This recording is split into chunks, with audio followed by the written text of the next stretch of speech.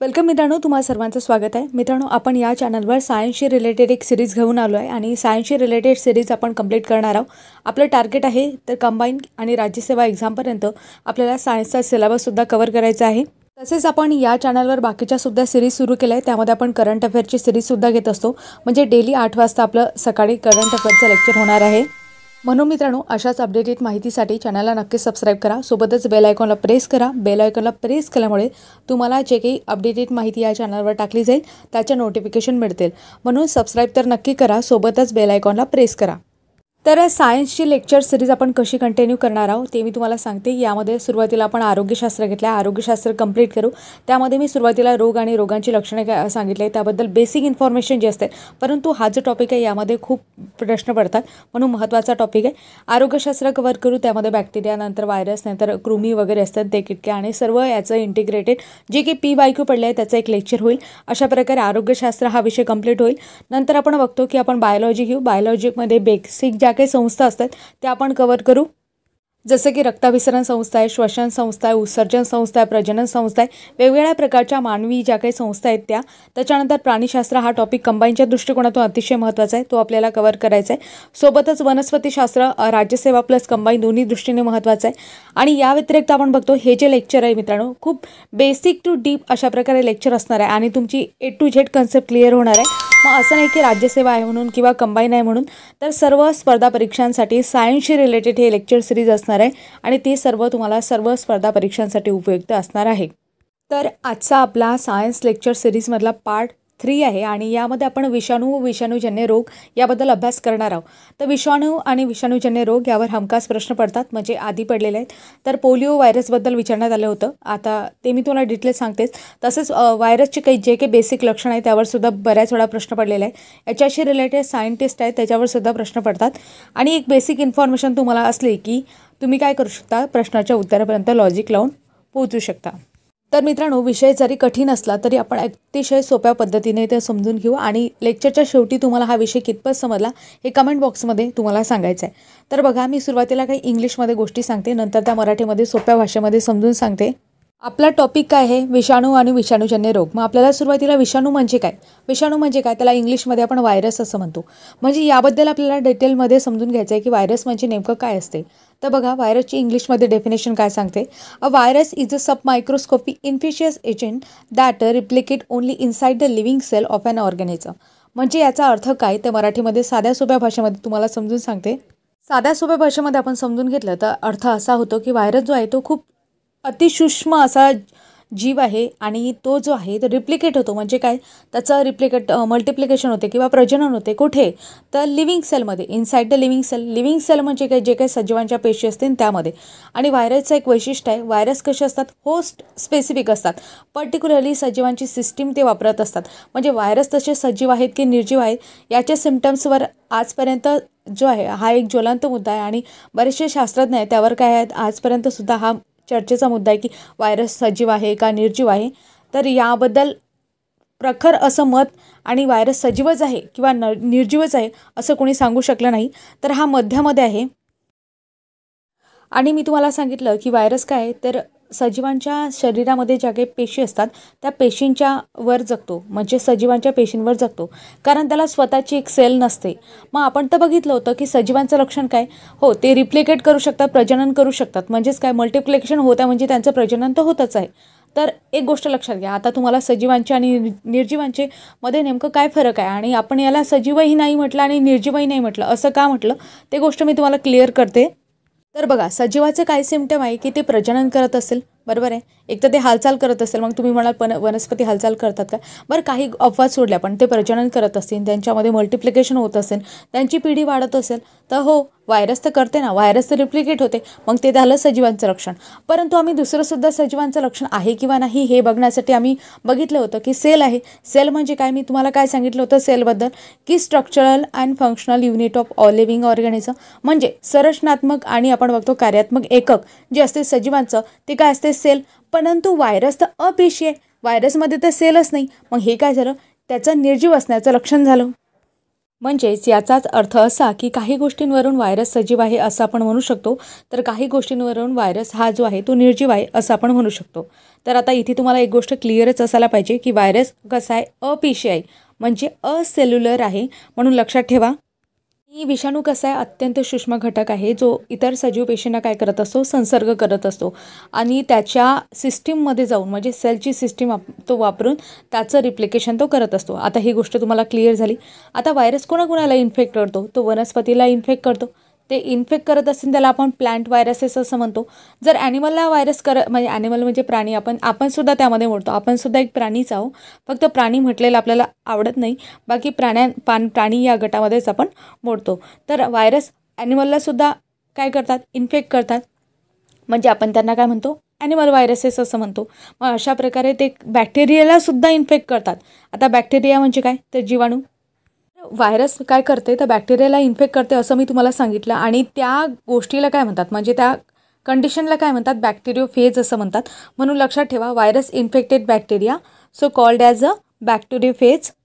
बॅक्टेरियोफेजची ही म्हणजे तुम्हाला डेफिनेशन मी सांगितली आणि इथे तुम्हाला डायग्राम दिसत आहे, त्यामध्ये तुम्हाला व्हायरसने बॅक्टेरियाला इन्फेक्ट केलं आहे असं दिसत आहे. आता ही कन्सेप्ट तुमची क्लिअर झाली की virus infected bacteria so called as bacteriophage, त्याला बॅक्टेरियोफेज आपण असं म्हणतो. तर आता व्हायरसमध्ये आणखी काही वैशिष्ट्य असतात ते सुद्धा आपल्याला पाहायचे आहेत. तर मित्रांनो, व्हायरसबद्दल आणखी महत्त्वाच्या इंटरेस्टिंग फॅक्ट आपण बघितल्या तर त्यामध्ये आपल्याला असं समजते की व्हायरसला काय असते, प्रथिनांचं कवच असते. त्याला आपण प्रोटेक्टिंग प्रोटीन कोड असं म्हणतो. आणि त्याला टर्मिनॉलॉजीसुद्धा एक कॅप्सिड असं म्हणतात. म्हणजे तुम्हाला असं विचारलं कॅप्सिड काय असते, तर तुम्हाला समजायला पाहिजे की व्हायरसमध्ये वरून जे असतं त्याला लेअर असते, कशाची, प्रोटीन कोड असते. आता इथे व्हायरस समजा तुम्हाला दिसतं आणि त्यामध्ये काय दिसतंय, इथे तुम्हाला चित्रामध्ये दिसत आहे की प्रोटीन कोट आहे आणि आतमध्ये आपल्याला जेनेटिक मटेरियल दिसतं आहे. जेनेटिक मटेरियल कोणतं असते, हेरेडिटी आपण बघतो, तर न्यूक्लिक ॲसिड आहे. न्यूक्लिक ॲसिड व्हायरसमध्ये असते. हेच त्याचं सजीव असण्याचं आपलं कारण आहे. कारण रिप्लिकेशनसाठी काय पाहिजे, एक तर जेनेटिक मटेरियल पाहिजे, एक तर DNA पाहिजे, एक तर RNA पाहिजे. तर व्हायरसमध्ये काय असते, एक तर DNA, कुठलाही व्हायरस बघा तुम्ही त्यामध्ये एक तर DNA मटेरियल असेल, एक तर RNA असेल, दोन्ही सोबत कधीच नसतात. मात्र बॅक्टेरियाची सेल आपण बघितली, म्हणजे जीवाणूची सेल आपण बघितली, त्यामध्ये DNA सुद्धा असतो, RNA सुद्धा असतो किंवा दोन्ही सुद्धा असतात. म्हणजे आता तुम्हाला इथे क्लिअर झालं, प्रोटीन कोट असते त्याला आपण कॅप्सिड असं म्हटलं. आता आणखी काही प्रश्न पडतात व्हायरसशी रिलेटेड, व्हायरोलॉजीशी रिलेटेड आपण बघतो. प्रिऑन्स कशाला म्हणतात, व्हायरॉइड्स कशाला म्हणतात, व्हायरस आणि व्हायरॉइड्समध्ये काय म्हणजे डिफरन्स आहे, ह्या सगळ्या गोष्टीवर सुद्धा प्रश्न पडतात. तर ह्या गोष्टी तुम्हाला बेसिक गोष्टी आहेत आणि क्लिअर असायलाच पाहिजे. तर प्रिऑन कशाला म्हणतात, इन्फिशियस प्रोटीन पार्टिकल. आता मी तुम्हाला सांगितलं ना, व्हायरसला प्रोटीनची प्रोटेक्टिंग कोड असते, तर ते जी इन्फिशियस प्रोटीन पार्टिकल जर असला ना, त्याचा पार्टिकल छोटासा, तर त्याला आपण प्रिऑन असं म्हणतो. आणि तो कसा असतो, इन्फिशियस असतो. इन्फिशियस म्हणजेच काय, रोग घडवून आणणारा असतो. तसंच आता हे झालं प्रोटीनचा पार्टिकल म्हणजे प्रिऑन. ओके, आता व्हायरॉइड काय टर्मिनॉलॉजी आहे, तर इन्फिशियस RNA मॉलिक्यूल जर आपण बघत असतो त्याला काय म्हणतो, आपण व्हायरॉइड असं म्हणतो. तर मी तुम्हाला सांगितलं ना, व्हायरसमध्ये न्यूक्लिक ॲसिड असते, तर RNA असते किंवा DNA असते. तर इन्फिशियस RNA मॉलिक्यूल जर असली म्हणजे न्यूक्लिक ॲसिड त्याच्यामध्ये प्रेझेंट असतं, त्याला आपण काय म्हणतो, व्हायरॉइड असं म्हणतो. म्हणजे मित्रांनो, आता तुमच्या बेसिक कन्सेप्ट इथे क्लिअर झाला. आता तुम्हाला घुमून फिरून प्रश्न विचारला, एखादा व्हायरोलॉजी एक्सपर्ट असला आणि त्याने जर प्रश्न विचारला की प्रिऑन आहे आणि प्रिऑनमध्ये कोणत्या प्रकारचे जेनेटिक मटेरियल असते, प्रिऑन तुम्हाला माहिती आहे की कन्सेप्ट तुम्हाला क्लिअर झाली. तर कन्सेप्ट जर क्लिअर असेल तर तुम्ही या प्रश्नाचं उत्तर सोडू शकता की प्रिऑन जे आहे त्यामध्ये कोणत्या प्रकारचं जेनेटिक मटेरियल नसते. कारण तो प्रिऑन आहे तो व्हायरसचा तुकडा जरी असला तरी तो प्रोटीन जे प्रोटेक्टिंग जे काही प्रोटीन कोट असते त्यातलं इन्फिशियस पार्टिकल असते. म्हणून अशा प्रकारे बेसिक कन्सेप्ट क्लिअर होणं तुमच्या गरजेचे आहेत आणि ते कन्सेप्ट आता क्लिअर झाली असेल. ही एक महत्त्वाची गोष्ट, आता तुम्हाला मी सांगितलं ना, व्हायरस जो असतो अतिसूक्ष्म असतो म्हणजे आम्ही त्याची तुलना केली समजा बॅक्टेरियासोबत तुलना केली तर बॅक्टेरियापेक्षा मोठा असतो की बॅक्टेरियापेक्षा छोटा असतो. तर लक्षात ठेवा, व्हायरस जो आहे तो बॅक्टेरियापेक्षा कसा असतो, तर छोटा असतो. म्हणजेच तुम्हाला आता एक उदाहरण देते, त्यानुसार तुम्हाला काही गोष्टी आणखी क्लिअर होतील. समजा शेतामध्ये काय केलं, तर गहू पेरला आणि सोबत मोहरीची झाडंसुद्धा निघाली. आता गहू आणि मोहरी एकत्र झाली. मग गहू आणि मोहरी आपल्याला वेगळी करायची म्हणजे आपण काय करू, चाळणी करू ना, म्हणजे फिल्टर करू.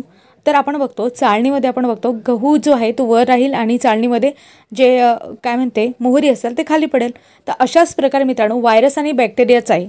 तर व्हायरस आणि बॅक्टेरिया समजा एका ठिकाणी असले आणि त्यांना जर आपल्याला वेगळं करायचं असेल व्हायरसला आणि बॅक्टेरियाला. तर आपण म्हणतो फिल्टरेबल इन नेचर आहे व्हायरस. असं का? कारण की हा व्हायरस कसा आहे, बॅक्टेरियापेक्षा कसा आहे तर लहान आहे, त्यामुळे आपण त्याचं फिल्टर करू शकतो. आणि हे सांगणारे शास्त्रज्ञ कोण होते? इव्हॅन्युस्की होते. त्यांना इव्हॅन्युस्की असं म्हणतात. तुम्ही स्पेलिंग पाहू शकता, गुगलला चेक करा. तर कुठे कुठे मित्रांनो 2 रेफरन्स मला सापडले की फादर ऑफ व्हायरोलॉजी म्हणजे इव्हॅन्युस्की आहे आणि कुठे कुठे बेजरिंग असे 2 रेफरन्स आहेत. परंतु दोन्ही रेफरन्सपैकी तुम्हाला परीक्षेमध्ये काय प्रश्न विचारला यावरून तुमचं उत्तर ठरते. तर बेजरिंगसुद्धा फादर ऑफ व्हायरोलॉजी म्हणून उल्लेख आहे आणि इव्हॅन्युस्की म्हणून सुद्धा फादर ऑफ व्हायरोलॉजी म्हणून उल्लेख आहे. तर व्हायरसबद्दल आता बऱ्याचशा इंटरेस्टिंग गोष्टी आपण बघितल्या. आता आणखी एक इंटरेस्टिंग गोष्ट आहे. व्हायरसचं एक वैशिष्ट्य आहे, खाईन तर तुपाशी नाही तर उपाशी. आता हे काय वाक्य आहे, असं का बोलले? तर आपण बघतो व्हायरस कसा आहे, ऑब्लिगेट पॅरासाईट आहे. ऑब्लिगेट पॅरासाईटचा अर्थ मी तुम्हाला आताच सांगितला. म्हणजे त्याला व्हायरसला जगण्यासाठी होस्ट सेल गरजेची असते. होस्ट सेल म्हणजे तो होस्ट स्पेसिफिक असते. त्याला जी सेल पाहिजे तीच सेल पाहिजे, दुसऱ्या सेलवर तो जगू शकत नाही. म्हणजेच जसं समजा प्लांट व्हायरसेस आहे, प्लांट व्हायरसेस मानवावर येतात का किंवा मानवावरचे व्हायरस प्लांटवर जातात का?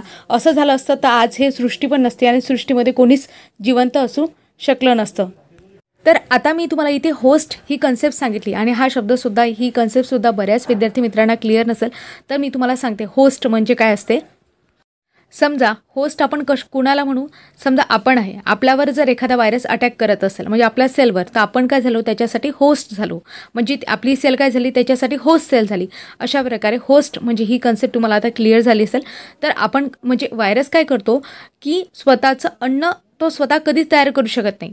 त्याला काय पाहिजे तर एक दुसऱ्याची सिस्टीम तो वापरत असतो. म्हणजे त्याच्या शरीरात घुसायचं, त्याच्या शरीरामधले सेलचा वापर करायचा, तिथेच रिप्लिकेशन करायचं आणि ते सेल संपेपर्यंत आणि नंतर तिथे रिप्लिकेशन झालं की ते सेल नष्ट होते आणि मग परत आपलं व्हायरल इन्फेक्शन करत राहायचं. अशा प्रकारे पूर्ण सिस्टीमचा वापर करत जायचा आणि जेव्हा सेल संपतील तेव्हा काय होईल? ते होस्ट काय होईल? डेड होईल. मग नंतर दुसरं होस्ट सेल बघायची. अशा प्रकारे व्हायरसचं काम असते. तर अशा प्रकारे मित्रांनो सगळ्या इंटरेस्टिंग गोष्टी मी तुम्हाला व्हायरसबद्दल सांगितल्या. आता पुढे व्हायरस कसे कसे रिॲक्ट करतात आणि व्हायरस जर असते नसते काय फरक पडला असता, व्हायरस जर कशाद्वारे त्याचा प्रसार होतो, त्या समोरच्या गोष्टी खूप इंटरेस्टिंग आहे. त्या तुम्ही बघा आणि त्या जर बघितल्या तर तुम्हाला इतकं नॉलेज मिळेल की आजपर्यंतही तुम्ही कधी विचारही केला नसेल की अशा गोष्टी असतात आणि ह्या अशा पसरतात. तर समोर नक्की बघा. सगळे रोग आपण म्हणजे सांगणार आहोत. कंटिन्यू करा लेक्चर. तर आता काही ऑब्जेक्टिव्ह आहेत ते सुद्धा तुम्हाला माहिती असायला पाहिजेत. टोबॅको मोझॅक व्हायरस आहे, हा पहिला प्लांट व्हायरस आहे. तर लक्षात ठेवा TMV व्हायरस असा आपण त्याला म्हणतो. आणि हा व्हायरस कोणी शोधून काढला? अडॉल्फ मेयर यांनी शोधून काढला. तसंच आपण बघतो समोर मी तुम्हाला फादर ऑफ व्हायरोलॉजीबद्दल 2 गोष्टी सांगितल्या की इव्हॅन्युस्कीसुद्धा आहे आणि बेजरिंगसुद्धा, असे 2 टर्मिनॉलॉजी आहेत. म्हणजे 2 टर्म आहेत याच्याशी रिलेटेड. तुम्ही गुगलवर चेक करू शकता. बाकीच्या जे काही कॉन्ट्रोवर्शियल गोष्टी असतील ते तुम्ही तिथे चेक करा. तर समोर महत्त्वाची गोष्ट म्हणजे मी तुम्हाला व्हायरॉइडबद्दल सांगितलं ना. व्हायरॉइडमध्ये RNA असतो आणि इन्फिशियस RNA मॉलिक्यूल असतात आणि त्यामध्ये न्यूक्लिक ॲसिड प्रेझेंट असते, हे तुम्हाला सांगितलं. तर मित्रांनो इथे लक्षात घ्या की पहिला जो व्हायरॉइड डिसीज होता, जो शोधून काढण्यात आला होता, रिपोर्टेड केला होता, तो कोणी रिपोर्टेड केला? तर टिओ डायनर आहे, त्यांनी रिपोर्टेड केला. आणि आपण म्हणून त्यांना फादर जे टर्म दिली ना व्हायरॉइड, ती त्यांनी दिली असं सुद्धा म्हणतात. आणि पोटॅटो स्पिंडल ट्यूबर आहे, हा पहिला व्हायरॉइड डिसीज रिपोर्टेड केला होता टिओ डायनर यांच्या थ्रू. तर अशा प्रकारे बेसिक इन्फॉर्मेशन झाली. आता विषाणूजन्य कोणकोणते रोग आहेत ते आपल्याला पाहायचे आहे. तर विषाणूजन्य रोगामध्ये प्रामुख्याने आपण बघतो पोलिओ, हिपॅटायटिस, एड्स, काजण्या म्हणजे कांजण्या, देवी रोग त्याला स्मॉल पॉक्स असं म्हणतात, काजण्याला चिकन पॉक्स असं म्हणतात. नंतर गोवर आहे त्याला मिसल्स असं म्हणतात, गालफुगी आहे त्याला मम्स असं म्हणतात, रोबेला त्याला जर्मन मिसल असं म्हणतात. आणि नंतर स्वाईन फ्ल्यू आहे, रेबीज आहे आणि रेबीजला हायड्रोफोबिया असं म्हणतात, कारण पाण्यापासून भीती वाटते म्हणून हायड्रोफोबिया. फोबियाचा अर्थ असतो भीती वाटणे. ठीक आहे. आणि झिका विषाणू आहे. अशा प्रकारे काही महत्त्वाचे विषाणूजन्य रोग आहेत ते आपल्याला कव्हर करायचे. सोबतच काही महत्त्वाचे मुद्दे आहेत ज्यावर सुद्धा ऑब्जेक्टिव्ह पडले ते सुद्धा कव्हर करायचे आहेत. तर मित्रांनो सुरुवातीला पोलिओ व्हायरसबद्दल पाहू. आता पोलिओ वॅक्सिन आपल्याला सगळ्यांना माहिती आहे, तोंडावाटे आपण घेत होतो, म्हणजे तुम्हा सगळ्यांनी ही वॅक्सिन घेतलेली आहे. तर समोर मित्रांनो आपल्याला वॅक्सिन कशी होते तयार, म्हणजे त्याबद्दल खूप इंटरेस्टिंग गोष्टी आहेत. त्या गोष्टी जर तुम्हाला समजल्या ना, वॅक्सिनचा फॉर्म्युला म्हणजे कसा बनत असते वॅक्सिन हे जर तुम्हाला समजली ना, खूप इंटरेस्टिंग आहे. तर त्यासाठी मी एक सेपरेट लेक्चर घेईल. तर आपण बघतो पोलिओ आहे. पोलिओबद्दल आता इथे आपल्याला बघायचं आहे. तर पोलिओ हा जो व्हायरस आहे ना, प्रामुख्याने मानवामध्येच येते, केवळ मानवामध्ये. लक्षात ठेवा, तुम्हाला प्रश्न पडू शकतो की प्लांट व्हायरस आहे, ॲनिमल व्हायरस आहे. तर लक्षात ठेवा, ॲनिमल व्हायरस आहे. प्रामुख्याने कोणाला इन्फेक्ट करतो, तो मानवाला इन्फेक्ट करतो आणि विशेषतः यामध्ये पायाला इन्फेक्शन होत असते, म्हणजे इन्फेक्ट करत असतो. इन्फेक्शन म्हणजे इथे पाय विकलांग होतो, अपंग होतो, म्हणून लक्षात घ्या. आणि प्रामुख्याने आपण बघतो बालके आहेत, लहान मुलांमध्ये सर्वाधिक परिणामकारक हा विषाणू आहे आणि प्रामुख्याने तो तोंडावाटे शरीरामध्ये प्रवेश करतो. तर MPSC प्रिलिम्सला यावर प्रश्न पडलेला आहे. सोबतच आपण बघतो कंबाईन एक्झाम आहेत. कंबाईन एक्झाममध्ये यामध्ये कोणती लस देतात, सालकाई की सॅबिन आहे, याबद्दल सुद्धा प्रश्न पडलेला आहे. तर ह्या सगळ्या गोष्टी महत्त्वाच्या आहेत. त्याच्यावरची लससुद्धा महत्त्वाची आहे. तर सगळ्या गोष्टी आपण कव्हर करू. तर कोणत्या विषाणूमुळे होतो, त्या विषाणूचं नाव काय, एंटेरोव्हायरसेस आहे. आता एक गोष्ट लक्षात ठेवा, तोंडावाटे एंटर करते म्हणून एंटेरोव्हायरस असं काहीतरी लक्षात ठेवा. तर आपण बघतो याचा प्रसार कसा होत असतो. पोलिओचा दूषित अन्न आहे किंवा दूषित पाणी आहे, त्यामुळे याचा प्रसार होत असतो. आणि अवयव, कोणत्या अवयवाला इन्फेक्ट करते, प्रामुख्याने मध्यवर्ती चेतासंस्था आहे त्याला ते इन्फेक्ट करते. आणि यामध्ये लक्षणे काय असतात, ताप, घसा लाल होणे, ताप येणे, लुडे पांगडे अवयव होणे, अशक्तपणा वाटणे, अशा प्रकारे. याच्यासाठी 2 लसी देण्यात येतात, साल्कची आणि सॅबिनची. तर साल्कची लस जी असते ते इंजेक्शनद्वारे देण्यात येते, म्हणजे सिस्टमॅटिक इम्युनिटी आपण त्यामध्ये इफेक्ट करत असं आपण बघतो. आणि सॅबिनची आहे, म्हणजे आपण लहानपणापासून घेत आलेलो आहोत ते सॅबिन, तोंडावाटे, 2 बूंद जिंदगी के असं आपण ते म्हणत असतात. तर तोंडावाटे ती लस कोणती आहे, तर सॅबिन आहे, जी तोंडावाटे दिली जाते, म्हणजे आतड्यात जाऊन नंतर रक्तात शोषली जाते आणि त्याच्यानंतर पूर्ण शरीरभर रोगप्रतिकारक क्षमता जी आहे ती पुरवत असते, ती असते सॅबिनची लस. आणि ती कशाद्वारे देण्यात येते, तोंडाद्वारे देण्यात येते. आणि साल्कची लस आहे, म्हणजे ती लस कशाद्वारे देण्यात येते, इंजेक्शनद्वारे देण्यात येते. तर बघा, पोलिओ विषाणूचे 3 प्रकार असतात, त्यामध्ये P1, P2 आणि P3 असे 3 नाव आहेत त्याला. ब्रुनहाइट P1 असं म्हणतात त्याला, P2ला लॉन्सिंग असं म्हणतात आणि P3ला लिऑन असं म्हणतात, अशा प्रकारे. आणि प्रामुख्याने मित्रांनो एक गोष्ट लक्षात घ्या, पोलिओचे जे विषाणू आहेत ना ते विष्ठेद्वारे पसरतात. आता विष्ठेद्वारे का, तर एकाच्या समजा मी तुम्हाला सांगितलं होतं की दूषित अन्न आहे किंवा दूषित पाणी, याद्वारे ते पसरत असतात. आणि दूषित पाणी कसं होते हे तुम्हाला मी क्लिअर केलंच आहे आधी.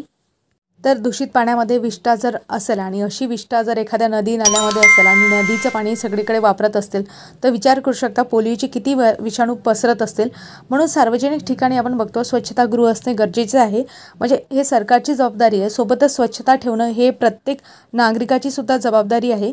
म्हणून सार्वजनिक ठिकाणी स्वच्छता ठेवा, स्वच्छता पाळा.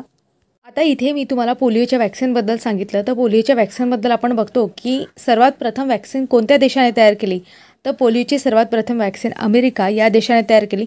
तसंच आपला भारत आहे, भारतामध्ये आपण बघतो पोलिओची जी काही मोहीम आहे ते सर्वप्रथम 9 डिसेंबर 1995 पासून चालू करण्यात आली होती. म्हणजे यावर प्रश्न पडलेला आहे, तर लक्षात ठेवा.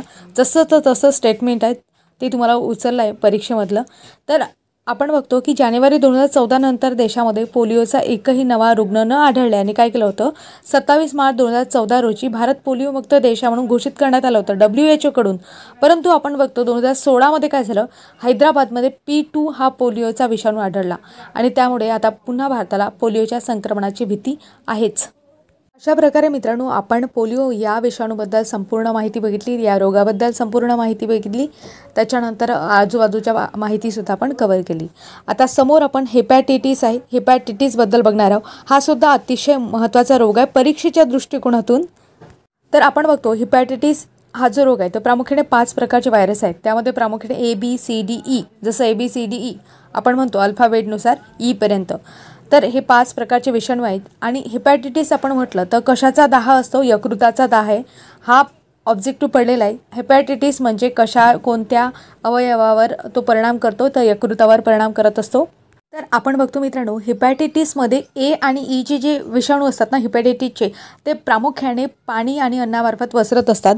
परंतु B, C आणि Dचे असतात ना ते रक्तामार्फत पसरत असतात. आता रक्तामार्फत कसे पसरत असतील, तर लैंगिक प्रजननाद्वारे ते पसरत असतात, म्हणून लक्षात ठेवा.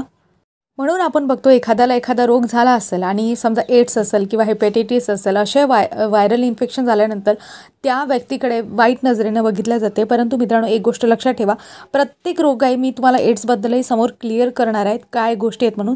तर हेपॅटायटिसबद्दल आपण बघत आहे, तर या बाबतीत आपण बघितलं तर सगळ्या गोष्टी ज्या आहेत त्या लैंगिक प्रजननाद्वारेच होतात का, नाही. अन्न आणि पाणी यामार्फत सुद्धा हा रोग पसरतो.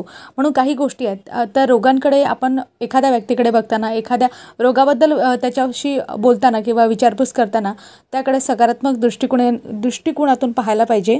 तर याची लक्षणे काय, तर त्वचा, डोळे पिवळे पडतात, गर्द पिवळी लघवी होते, मळमळ होते, भूक मंदावते, पोटात दुखते, राखाडी रंगाची मैला होते. म्हणजे अशा प्रकारे काय आहे, तर याचे लक्षणे आहेत. तर हिपॅटायटिसमध्ये आपण बघतो की उपचार काय, तर हिपॅटायटिस आहे म्हणजे ए आहे, त्याला पिवळा कावीळ असं म्हणतात, आणि हिपॅटायटिस बी आहे त्याला पांढरा कावीळ असं म्हणतात, म्हणून लक्षात ठेवा. तर हिपॅटायटिस ए आणि बी साठी लस उपलब्ध आहे. सी आणि ई साठी लस उपलब्ध नाही. तर डी जी आहे ना, डीला बीची लस चालते. अशा प्रकारे काही महत्त्वाच्या गोष्टी आहेत या हिपॅटायटिस या रोगाबद्दल मी तुम्हाला सांगितल्या. आता समोर मित्रांनो एड्स हा रोग आहे आणि आपल्याला या रोगाबद्दल डिटेलपणे सगळ्या गोष्टी क्लिअर करायच्या आहेत. तर बघा, एड्स काय असते, कसा असते, ह्या सगळ्या गोष्टी तुम्हाला क्लिअर करते. त्याच्याशी संबंधित व्हायरस कसा रिॲक्ट करते त्यासुद्धा गोष्टी क्लिअर करते. तर एड्स आहे त्याला आपण ॲक्वायर्ड इम्युनो डिफिशियन्सी सिंड्रोम असं म्हटलं. आता इथे याला डिसीज का म्हटलं नाही, आपण डिझीज का म्हटलं नाही, तर बघा इथे सिंड्रोम वापरण्यात आलेलं आहे. सिंड्रोम म्हणजे काय होत असते, अनेक रोगांचा समूह, त्याला आपण सिंड्रोम असं म्हणत असतो. तर बघा एड्स आहे, एड्समध्ये काय मी तुम्हाला सांगितले सिंड्रोम आहे म्हणजे रोगांचा समूह आहे, त्याला म्हणून आपण डिसीज असं म्हणत नाही, कारण अनेक रोगांचा समूह असतो, हे तुम्हाला क्लिअर झालं आहे. तर एड्स हा रोग कशामुळे होतो, HIV मुळे. आता HIV कोणता व्हायरस आहे, त्याला काय फुल फॉर्म आहे यावर सुद्धा प्रश्न पडलेला आहे. म्हणजे एड्सचा फुल फॉर्म विचारला आहे, HIVचा सुद्धा फुल फॉर्म विचारला आहे आधी परीक्षांमध्ये. तर HIV म्हणजे ह्युमन इम्युनो डिफिशियन्सी व्हायरस. या व्हायरसच्या समूहामुळे आपण बघतो काय होते, एड्स होत असतो. आणि HIVमध्ये आपण बघतो की जनुकीय घटक जो आहे सिंगल स्टँडर्ड RNA असतात. RNAमध्ये 2 टाईप पडतात, सिंगल स्टँडर्ड RNA आणि डबल स्टँडर्ड RNA. तर एड्समध्ये पर्टिक्युलरली सिंगल स्टँडर्ड RNA असते. आणि जे RNA व्हायरस असतात ना त्याला रेट्रो व्हायरस असे म्हणतात. आता रेट्रो म्हणजे जुन्या आपण असं म्हणतो. म्हणजे हा जो आहे हा जुना व्हायरस आहे. आणि HIV जो विषाणू असतो तो किती नॅनोमीटर असतो. आता आपण बघतो बॅक्टेरियाची जेव्हा आपण लेंथ किंवा त्याचा व्यास मोजतो त्यावेळेस आपण मायक्रोमीटर पकडतो. परंतु बॅक्टेरियापेक्षा व्हायरस कसे आहेत, छोटे आहेत, खूप लहान आहेत, अतिसूक्ष्म आहेत. म्हणून आपण त्याची लांबी रुंदीची काही असेल तर व्यास ते कशामध्ये मोजतो, नॅनोमीटरमध्ये मोजतो. म्हणून हा सुद्धा तुम्हाला प्रश्न पडू शकते. नॅनोमीटरमध्ये आपण व्हायरसची लांबी मोजत असतो किंवा त्याचा व्यास मोजत असतो. तर हा व्हायरस कसा पसरतो, आजच्या युगामध्ये आपण बघतो की या व्हायरसकडे अतिशय म्हणजे वेगळ्या दृष्टिकोनातून बघितल्या जाते. तर तुम्हाला समजत असेल मी काय बोलत आहे. मी समजते इथे जे सर्व लोक आहेत ते एक मॅच्युअर आहेत आणि एक मॅच्युरिटी सर्वांमध्ये असेल. आणि ह्या गोष्टी तुम्हाला सांगताना मी सुद्धा एक मॅच्युरिटीने ह्या सगळ्या गोष्टी तुम्हाला सांगत आहे. तर याचा जो प्रसार आहे तो संक्रमित व्यक्तीसोबत असुरक्षित लैंगिक संबंध जर असला, म्हणजे रक्ताशी थेट संबंध आला तरच ह्या गोष्टी होतात. तसं आपण बघितलं मित्रांनो, हा व्हायरस जर असला तुमच्या पोटामध्ये समजा एंटरसुद्धा केला, तोंडावाटे तरी गेला, एंटर केलं त्याने, आणि तरीसुद्धा काहीच फरक पडत नाही जोपर्यंत त्याचा रक्ताशी संबंध येत नाही. रक्ताशी जर संबंध आला तरच तो त्याला काय करेल, इन्फेक्ट करेल. व्हायरसच्या बाबतीत आणखी एक महत्त्वाची गोष्ट, समजा हा जो एड्सचा व्हायरस आहे एखाद्याच्या शरीरात गेला असेल आणि तो जर गेला आणि नंतर सरळ जात गेला, तो कुठेच त्याचा इन्फेक्ट आला, रक्ताशी संबंध आला नाही, मग गेल्यानंतर तो जर जठरात पडला, म्हणजे पोटामध्ये, आपण त्याला स्टमक असं म्हणतो, स्टमकमध्ये जठरामध्ये काय असते तर ॲसिड असते. ॲसिड कसं असते, अतिसहत ॲसिड आहे आपण बघतो. त्या ॲसिड इतकं उखड असते जसं त्याची एखादा ज्वालामुखी जसा भडकत असते तसा ॲसिड आपल्या शरीरामध्ये असते. आणि जवळजवळ 1.5 लिटरपर्यंत ॲसिड असते. या ॲसिडमध्ये कोणती वस्तू जर टाकली तर त्याचं काय होऊन जाते, पचन होऊन जाते. अशाच प्रकारे हा जर व्हायरस आला आणि गेला तिथे जर जठरामध्ये बसला तर तो पचून जात असते. त्याच्या प्रकारे कोणत्या प्रकारचं इन्फेक्शन होत नाही, फक्त त्याचा रक्ताशी संबंध यायला नको.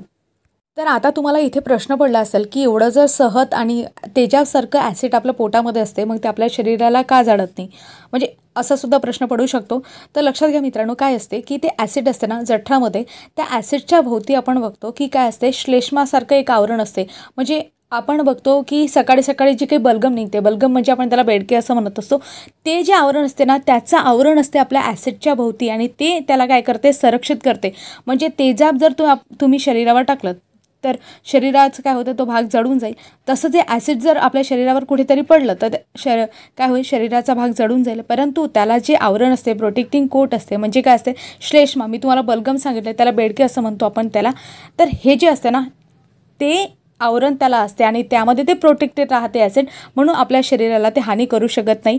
परंतु आपण बघतो कधी कधी आपल्याला ॲसिडिटी होते, म्हणजे त्यातलं उफडते ते ॲसिड आणि त्यामुळे आपल्याला ॲसिडिटी होत असते. ह्या सगळ्या गोष्टी आहेत, मी तुम्हाला पुढे समोर लेक्चर घेईल त्यामध्ये कवर करील, कारण बेसिक बायोलॉजी आणि एक स्ट्रक्चरल भाग आहे तो, आणि तो आपल्याला समोर लेक्चरमध्ये कवर करायचा आहे. आता फक्त आपल्याला रोगांशी रिलेटेड काही महत्त्वाच्या गोष्टी सांगायच्या आहेत, म्हणजे बघायच्या आहेत. तर मी तुम्हाला काय सांगत होती, तर एड्स आहे तो संक्रमित व्यक्तीसोबत असुरक्षित लैंगिक संबंध आणि रक्ताशी थेट संबंध आला तर हा रोग होतो. रक्ताशी थेट संबंध इथे खूप महत्त्वाचा आहे. तर एक गोष्ट लक्षात घ्या, जर समजा मित्रांनो ज्यावेळेस एखादे डॉक्टर असतात, डॉक्टर आपल्याला माहिती आहे निडलची सुई असते ना, इंजेक्शनची ते बदलत राहतात. मग असं का करतात, इंजेक्शन ते वापरू शकतात पण सुई बदलतात. मग असं का करतात, कारण एखाद्या संक्रमित व्यक्तीचं जे काही रोग असते ते एखाद्या दुसऱ्या असंक्रमित व्यक्तीला होऊ नये यासाठी ती सुई बदलण्यात येते. मग अशा प्रकारे एड्सच्या बाबतीत आपण बघतो, एखादी संक्रमित व्यक्तीची सुई जर असंक्रमित व्यक्तीत लावल्या गेली तर तिथे सुद्धा इन्फेक्शन घडू शकते, कारण रक्ताशी जर थेट संपर्क आला तर. तसंच टॅटू नावाची गोष्ट असते, आपण टॅटूइंग करतो ना, आपल्या हातावर गोंधतो किंवा ह्या सगळ्या गोष्टी करत असतो. अशा वेळेस आपण बघतो, समजा एखाद्या टॅटू गोंडणाऱ्याकडे त्याला इन्फेक्शन झालं असेल आणि जो टॅटू गोंडणार आहे त्याने ते निर्जंतुक न करता, म्हणजे त्याला स्वच्छ न करता दुसऱ्याला ते त्याच टॅटूने गोंडलं असेल, तर अशा वेळेस काय होऊ शकते, तर त्यालासुद्धा संक्रमण होण्याची भीती असते. बऱ्याच वेळा काय होते, आपण बाहेरचं जे काही स्ट्रीट फूड वगैरे गोष्टी खात असतो, बऱ्याच वेळा कटिंगचे जे काही असतात, समजा आता पायनॅपल कटिंग आहे ते आपण खात असतो. म्हणजे एखाद्या वेळेस काय होते, म्हणजे जी गोष्ट मी ऐकली आहे, मी तुम्हाला सांगते की पायनॅपल कटिंगवाला एक व्यक्ती होता आणि त्यालासुद्धा संक्रमण झालं होतं, परंतु त्याला माहिती नव्हतं की आपल्याला संक्रमण झालेलं आहे. परंतु त्याचा रक्ताशी पायनॅपल कट करता त्याचा रक्ताशी थेट संपर्क आला आणि असं पायनॅपल कटिंगवाला जे पायनॅपल होतं ते एखाद्या छोट्या मुलानं खाल्लं होतं आणि त्यावेळेस त्याला संक्रमण झालं होतं. तेव्हा कुठे नंतर मग लिंक लागून समजलं की हा जो व्यक्ती होता त्यालासुद्धा संक्रमण झालं होतं. म्हणजे अशा प्रकारे काही गोष्टी असतात. ज्यावेळेस आपण काय करतो, ब्लेड असते, एखाद्याचं ब्लेड वापरत ते जर संक्रमित असेल तर ब्लेडसुद्धा घातक असू शकते. म्हणून दाढी वगैरे करताना आपण बघतो की जे काही असतात ते ब्लेडर असतात ना, ते बदलल्या जात असतात. म्हणून जे काही वस्तू असतील आपण जे वापरत असू त्याचा एक सुरक्षित आणि निर्जंतुक वस्तू आपण एखाद्या सार्वजनिक ठिकाणी वापरणे गरजेचे असते, कारण कुठल्या गोष्टीतून कसं इन्फेक्शन होऊ शकते हे आपण सांगू शकत नाही, म्हणून सतर्क राहणे गरजेचं असते. तर मित्रांनो, अशा प्रकारे इन्फेक्शन कसं होते आणि काय होते ह्या काही गोष्टी आहेत तुम्हाला क्लिअर केल्या. म्हणून एखाद्या रोगाकडे फक्त बघताना एकच दृष्टिकोनातून बघू नये, सर्व दृष्टिकोनातून बघण्याचा प्रयत्न करावा. तर आपण बघतो, आता मी तुम्हाला काय सांगणार आहे, तर व्हायरसबद्दल, आपण या व्हायरसबद्दल काही इंटरेस्टिंग फॅक्ट आहेत त्या जर तुम्हाला समजल्या ना, तुम्हाला खूप इंटरेस्टिंग गोष्टी आहेत ह्या, आणि त्या जर तुम्हाला समजल्या म्हणजे हे लेक्चर तुम्हाला समजलं असं मी समजेल. तर बघा, आपण आजारी का पडतो या प्रश्नाचं उत्तर मी तुम्हाला आधी सांगते आणि त्याच्यानंतर काय करू, आपण ह्या गोष्टी समजून घेऊ. तर आपण आजारी का पडत असतो, आजारी पडणे चांगले किंवा वाईट. तर मित्रांनो, एक गोष्ट लक्षात ठेवा, आजारी पडणे म्हणजे आपल्याला ताप येणे, आपलं शरीर तापणे, ही गोष्ट कशी असते, एक चांगलं सिम्पटम्स असते. सिम्पटम्स का असं का म्हटलं मी, तर बघा, आपल्या शरीरामध्ये तुम्हाला आता RBC आणि WBC ह्या गोष्टी माहिती नसतील तर मी थोडक्यात शॉर्टकटमध्ये काही गोष्टी सांगते. जसं सांगते तसं लक्षात घ्या की आपल्या शरीरामध्ये प्रामुख्याने 2 पेशी असतात. एक त्याला RBC असं म्हणतो आणि दुसऱ्या याला आपण WBC म्हणतो. आता हे साध्या सोप्या भाषेमध्ये मराठीमध्ये समजून घेतलं तर कशा असतात, तांबड्या रक्तपेशी असतात, त्याला लाल रक्तपेशी आपण असं म्हणतो किंवा तांबड्या रक्तपेशी असं म्हणतो, त्याला रेड ब्लड सेल असं आपण म्हणतो. आणि दुसऱ्या असतात पांढऱ्या पेशी, त्याला आपण व्हाईट ब्लड सेल असं आपण म्हणतो. आणि आपल्या शरीरामध्ये रोगांपासून रक्षण करण्यासाठी सगळ्यात म्हणजे ॲक्टिव्ह जे असतात ना, ते कोणत्या सेल असतात, तर त्या WBC असतात, म्हणजे व्हाईट ब्लड सेल असतात, म्हणजेच काय, पांढऱ्या पेशी असतात. आणि पांढऱ्या पेशी जसा एखादा व्हायरस एंटर केला समजा, तर काय होईल, तो समजा एंटर करून एखाद्या वेळेस रक्ताशी संपर्क आला तर आपल्या शरीरामध्ये WBC काय करते, अलार्म करेल आणि एखाद्या सैनिकासारखे ती धाडकन उभे राहील आणि शूट करण्याचा प्रयत्न करेल की त्या व्हायरसला मारण्याचा प्रयत्न करेल. तर काय करत असते, त्याच्यासाठी ते अलार्म करत असते, म्हणजे अलार्म वाजवत असते. आता अलार्म वाजला म्हणजे आपल्या शरीराचं ते एकतर टेम्परेचर वाढवेल किंवा काहीतरी असं रिॲक्शन देईल ज्यामुळे ते व्हायरस किंवा कुठलाही जीवजंतू असो जो एंटर झाला आपल्या शरीरामध्ये त्याला मारण्याचा तो प्रयत्न करते. यालाच आपण इम्युनिटी सिस्टीम असं म्हणत असतो. म्हणजे इम्युनिटी सिस्टीम ती ॲक्टिव्ह करत असते. आणि इथे तुम्हाला पर्टिक्युलर एड्सबद्दल बघायचं. आता एड्सबद्दल मी तुम्हाला काय सांगते ते लक्षात ठेवा, म्हणजे ही गोष्ट तुम्हाला क्लिअर समजली. म्हणजे बघा, तर यामध्ये काय होते असते, WBC आहे, मी तुम्हाला सांगितलं WBC आहे, त्याला व्हाईट ब्लड सेल असं म्हटलं, पांढऱ्या पेशी. तर पांढऱ्या पेशीमध्ये 3-4 प्रकार पडतात, परंतु त्यातला एकच प्रकार तुम्ही लक्षात ठेवा, तो म्हणजे लिम्फोसाईट. आता लिम्फोसाईटमध्ये सुद्धा वेगवेगळे क्रमांकाने सेल असतात. T1, T2, T3, T4 अशा प्रकारे, T5 अशा प्रकारे लिम्फोसाईट्स असतात त्याला. तर मित्रांनो, T4 लिम्फोसाईट ही सेल आपल्यासाठी महत्त्वाची आहे, कारण ही काय करत असते, अलार्म सिस्टीम वाजवत असते आणि हा व्हायरस एंटर करतो. परंतु हा व्हायरस इतका शहाणा असतो, म्हणजे तुम्ही जर विचार केलं तर मी तुम्हाला सांगितलं व्हायरसला काय असते, प्रोटीन कोड असते, बरोबर आहे. तर हा व्हायरस इतका हुशार असतो की अलार्म वाजूच देत नाही. म्हणजे हा एंटर केल्यानंतर जी काही अलार्म सिस्टीम असते ना, T4 हा एंटर करेल, T4 सिस्टीम अलार्म वाजवायला जाईल तर ते काय करेल, त्या सेलला खाऊन टाकेल. मग दुसरी T4 येते, T4 असे भरपूर लाखो करोडो सेल आपल्या शरीरामध्ये असतात. मग अशा पूर्ण सेल संपत नाही तोपर्यंत ते अलार्म वाजवायला जाईल, हा खाऊन टाकेल, अलार्म वाजवायला जाईल आणि हा व्हायरस काय करेल, त्याला खाऊन टाकेल. म्हणजे अलार्म आपल्या शरीरामध्ये वाजतच नाही. म्हणून आपल्या शरीरामध्ये म्हणजे आपण बघतो की एखाद्याला जर एड्स संक्रमण झालं असेल तर त्याला सुरुवातीच्या टप्प्यामध्ये समजतच नाही की त्याला एड्स झाला आहे. परंतु मग सेल जे आहेत, व्हाईट ब्लड सेल आहेत, त्या रोगकारक पेशी आपण म्हणत असतो, त्याला रोगांपासून संरक्षण करणाऱ्या ज्या काही पेशी असतात त्या महत्त्वाच्या पेशी म्हणजे व्हाईट ब्लड सेल असतात. आणि ह्या पेशींची संख्या काय होते, तर कमी होत जाते. आणि मग आपल्याला समजते की आपल्या शरीरामध्ये जे आहे ते रोगांची लक्षणं दिसून येतात. कारण की कोणताही रोग, आता व्हाईट ब्लड सेलच नाही म्हणजे पांढऱ्या पेशीच नाही शरीरामध्ये, तर कोणताही रोग आला, किती इम्युनिटी तुमची डाऊन झाली आहे आणि कोणताही रोग आला तो काय, त्याच्यावर अटॅक होईल. मग क्षयरोग आला काय, तर एड्समध्ये तुम्हाला क्षयरोग, म्हणजे ज्या व्यक्तीला संक्रमण झालं असेल त्याला क्षयरोग होईल, त्याला सगळ्या गोष्टी म्हणजे क्षयरोग म्हणजे TB होईल, नंतर त्याला मलेरिया होईल, सगळे जे रोग आहेत त्याला लागतील. म्हणून आपण काय म्हणतो, एड्सला डिसीजचा सिंड्रोम असं म्हणतो, म्हणजेच रोगांचा समूह असं आपण त्याला म्हणतो.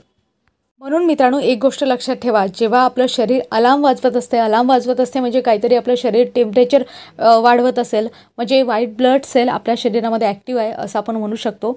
आणि टेम्परेचर, ताप येणं ही गोष्ट चांगली असते, कारण ती काय करत असते, एखादा जीवाणू किंवा सूक्ष्म जीवाणू कोणताही एंटर जर आपल्या शरीरामध्ये करत असेल तर WBC काय होत असतात, ॲक्टिव्ह होत असतात. आता तुम्हाला समजलं असेल की आपण आजारी का पडत असतो आणि आजारामध्ये पर्टिक्युलरली आपल्याला टेम्परेचर आपल्या शरीराचं का वाढते, कारण टेम्परेचर वाढवून जे काही रोगजंतू असतात त्यांना मारण्याचा प्रयत्न आपली WBC करत असते.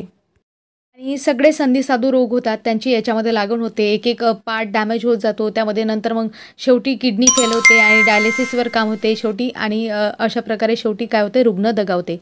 तर एड्स आहे याबद्दल आपण डिटेल माहिती बघितली. यामध्ये खूप वजन कमी होते, तसेच काही महत्त्वाच्या गोष्टी, त्वचेचा कर्करोग होतो, मेंदीच्या लासिका पेशींचा कर्करोग होतो. आता याच्या निदानासाठी यावर सुद्धा प्रश्न पडतात, कोणती टेस्ट केली जाते, तर काय म्हणते, ELISA टेस्ट असते. ELISA टेस्ट असते, म्हणजे त्यामध्ये आपण एन्झाईम लिंक इम्युनोसॉर्बंट असं म्हणतात. इथे काही गोष्टी लिहायच्या राहिल्या, एन्झाईम लिंक इम्युनोसॉर्बंट असे तुम्ही गुगलवर चेक करू शकता, एकदम परफेक्ट माहिती पाहिजे असेल तर. बघा मित्रांनो, तसंच सोबत वेस्टर्न ब्लॉट ही टेक्निक असते, एड्सच्या निदानासाठी ठराविक टेक्निक आहे. तर याच्यासाठी औषधंसुद्धा वापरतात. रिटोनोव्हिर नावाचं औषध आहे, तसंच DDCI ATZ नावाचे औषध आहे, तेव्हा याच्यासाठी वापरले जातात. तर काही महत्त्वाच्या याबद्दल प्रश्न पडलेल्या गोष्टी आहेत त्यासुद्धा क्लिअर करते. तर आपण बघतो 1 डिसेंबर हा जागतिक एड्स विरोधी दिवस आहे म्हणून लक्षात ठेवा, आणि जगामध्ये तो साजरा केला जात असतो. तर जगामध्ये आपण बघतो सर्वाधिक जे आहेत ते एड्सचे रोगी कुठे सापडतात, तर प्रामुख्याने दक्षिण आफ्रिकेमध्ये सापडतात. म्हणजे हा प्रश्न मी तुम्हाला विचारला होता, याच्याशी संबंधित प्रश्नसुद्धा विचारले होते. तर आपण बघतो दक्षिण आफ्रिकेमध्ये का, कारण लिटरेसी रेट खूप कमी आहे आणि खूप असाक्षरता आहे आणि सुविधा कोणत्याही प्रकारच्या तिथे कोणत्याही गोष्टी नाहीत, यासाठी आपल्याला तिथे काय पाहायला मिळते, एड्सचं प्रमाण जास्त पाहायला मिळते. म्हणजे मित्रांनो, पुढच्या गोष्टी ऐकून तुम्हाला धक्का बसेल की सगळ्यात जास्त जे रोगी आहेत ते मी तुम्हाला सांगितलं दक्षिण आफ्रिका या देशामध्ये आपल्याला पाहायला मिळतात. पण प्रामुख्याने आपण बघतो की दुसऱ्या क्रमांकावर नायजेरिया आणि तिसऱ्या क्रमांकावर आपल्या भारताचा क्रमांक लागतो.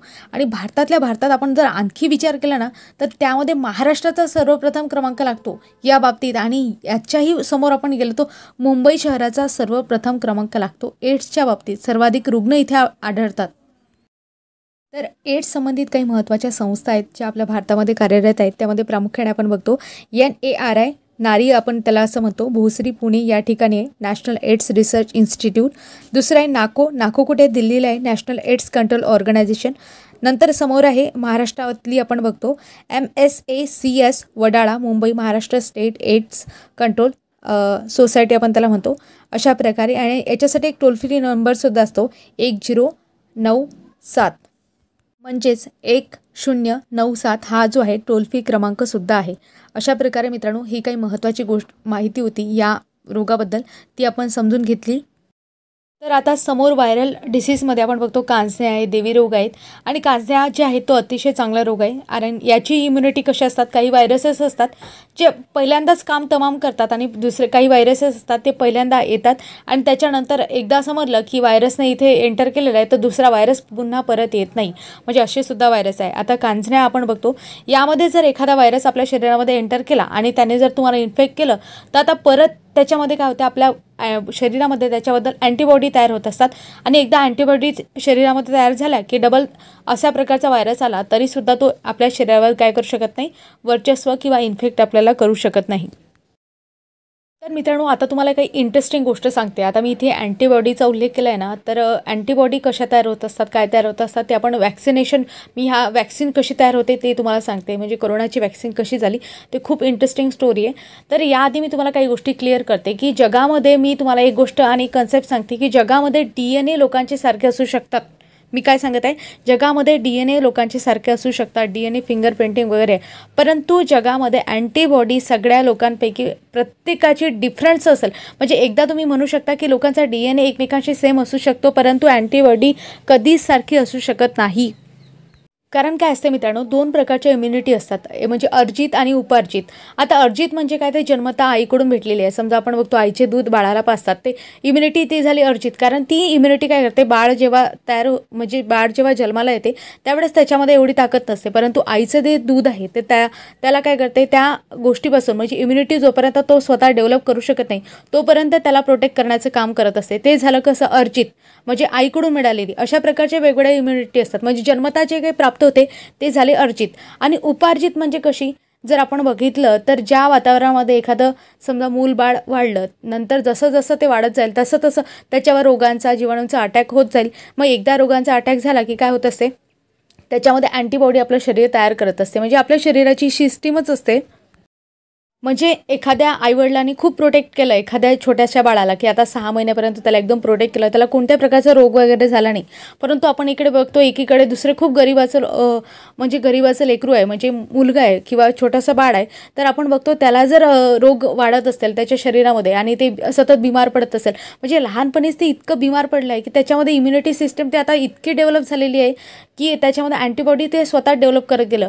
परंतु आपण बघतो की ज्यांनी खूप प्रोटेक्शन केलं आहे त्यांच्या लहान बाळाला, किंवा आपण बघतो लहानपणी ते कधी बिमारच पडले नाही, ते समोर चालून काय होतात तर बिमार पडतात. तर अशा प्रकारे काही गोष्टी आहेत. तर मी तुम्हाला इम्युनिटीबद्दल आणखी काही गोष्टी सांगेल समोर. कारण आपल्या शरीराचं मेकॅनिझम असते की आपल्या शरीरामध्ये एखादा जीवजंतू एंटर झाला की त्याच्यासाठी आपली शरीर काय करत असते, अँटीबॉडी तयार करत असते. म्हणून आपल्या शरीरावर एखाद्या रोगाने हल्ला केला आणि तो रोग परत आला तर काय होते, तर शरीराने पहिलेच अँटीबॉडी तयार करून ठेवलेल्या असतात. जर त्याचाच व्हायरंट एखादा आला तर, नाहीतर वेगळा एखाद्या विषाणू असतात ते पहिल्याच वेळेस येतात आणि पहिल्याच वेळेस सगळ्या गेम ओव्हर. अशा प्रकारे सुद्धा व्हायरसेस असतात. तर कांजण्या याबद्दल मी तुम्हाला सांगित होती, चिकन पॉक्स त्याला आपण म्हणतो.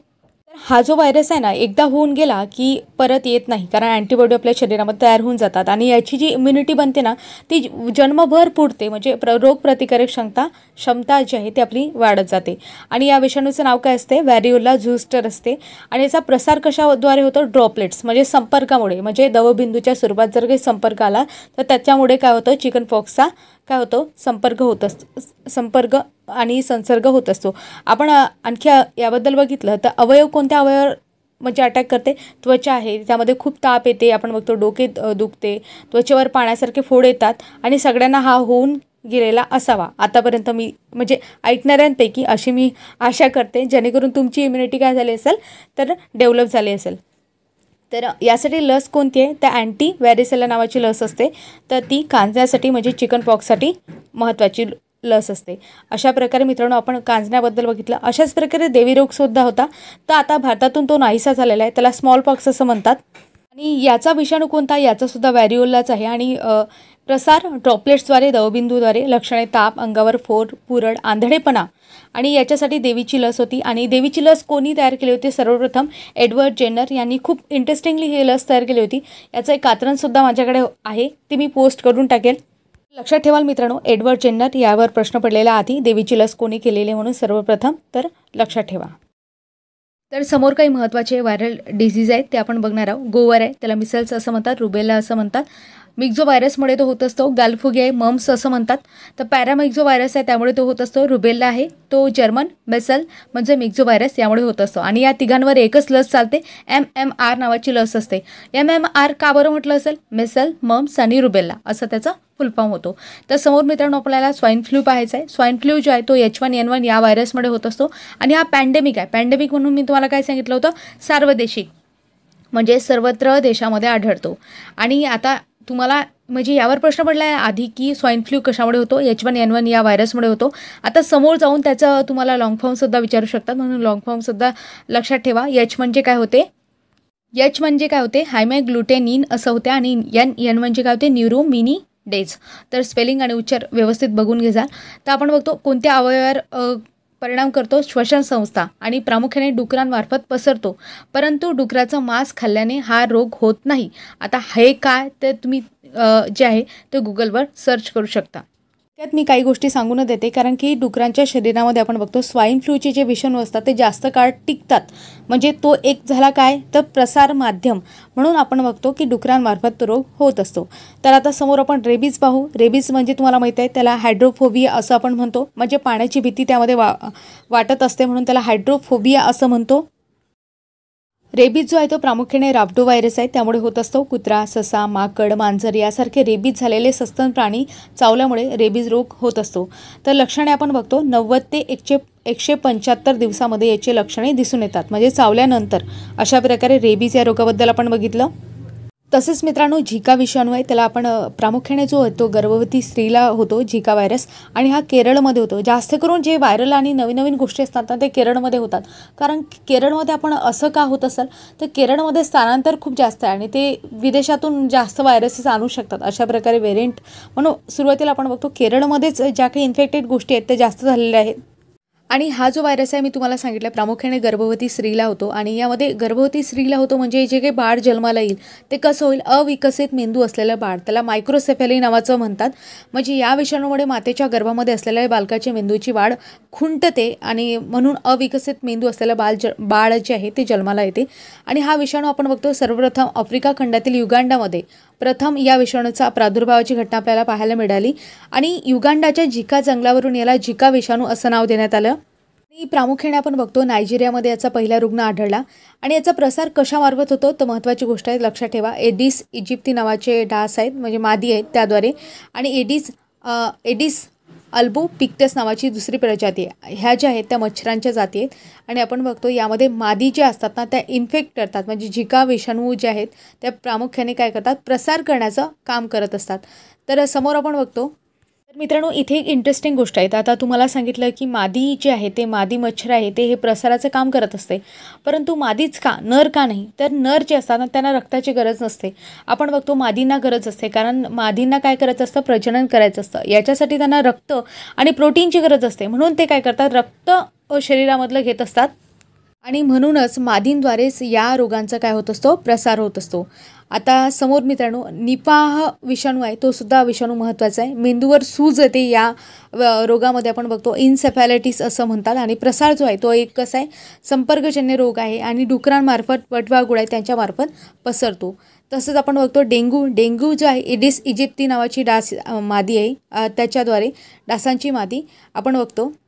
त्यापैकी पर्टिक्युलरली टायगर नावाची जे काही टायगर नावाने ओळखल्या जाणारी जे काही त्यांची प्रजाती असेल त्यामध्ये सब स्पेसीस असेल, त्यामुळे काय होते? डेंग्यू रोगाचा प्रसार झपाट्याने होत असतो. आणि यांचं वैशिष्ट्य असं की हे चांगल्या पाण्यामध्ये वाढतात. वाईट म्हणजे जिथे खराब पाणी असेल, दूषित पाणी असेल अशा ठिकाणी तर मच्छर बाकीचे डास वगैरे वाढतीलच, परंतु डेंग्यूचे जे असतात ना प्रामुख्याने हे जे टायगर नावाचे स्पेसीस आहे एडिस इजिप्तीमधली आपण बघतो ती चांगल्या पाण्यामध्ये स्वच्छ पाण्यामध्ये वाढते. आणि यामध्ये नेमकं काय होत असते तर प्लेटलेट्स असतात ना आपल्या शरीरामध्ये, रक्तामधल्या ज्या काही प्लेटलेट्स असतात त्या कमी होत असतात आणि हिरड्यांमधून काय होते, रक्तस्राव होते. आणि डेंग्यू जो आहे तो भयानक रोग आहे, म्हणजे व्हायरल रोग आहे. अशा प्रकारे मित्रांनो आपण जे काही महत्त्वाचे व्हायरल डिसीज आहेत ते आपण बघितले. आता समोर काय करायचं, आपल्याला व्हायरल डिसीज झाल्यानंतर कृमी, आदिजीव, कीटके आहेत त्यांच्यामुळे होणारे जे महत्त्वाचे रोग आहेत ते आपल्याला बघायचे, फंगसमुळे होणारे रोग बघायचे. म्हणजे अशा प्रकारे सगळे महत्त्वाचे रोग आपण कव्हर करू. त्याच्यानंतर ज्या काही महत्त्वाच्या सिस्टीम असतील म्हणजे बेसिक बायोलॉजीला सुरुवात करू. त्यामध्ये सगळ्या प्रकारच्या सिस्टीम मी एक टप्प्याटप्प्याने घेईल. तर अशाच लेक्चर आपण कव्हर करत जाऊ. तर मित्रांनो याच्यावरचे जे प्रश्न आहेत ना, प्रश्न समोरच्या लेक्चरमध्ये मी घेईल. म्हणजे समोर पूर्ण लेक्चर कव्हर झाल्यानंतर आरोग्यशास्त्र या टॉपिकवर आपण पूर्ण जे काही PYQ आहेत ते आपण घेणार आहोत. तर अशाच प्रकारे अपडेटेड माहितीसाठी सबस्क्राईब करायला विसरू नका. सोबतच इतरांना सुद्धा लिंक शेअर करा आणि तुम्हाला लेक्चर कसं वाटलं हे कमेंटमध्ये सांगायला विसरू नका. तर भेटूया मित्रांनो अशाच अपडेटेड माहितीसह, अपडेटेड नॉलेजसह पुढील भागामध्ये. तोपर्यंत तुम्हा सर्वांचे मनापासून आभार. धन्यवाद मित्रांनो.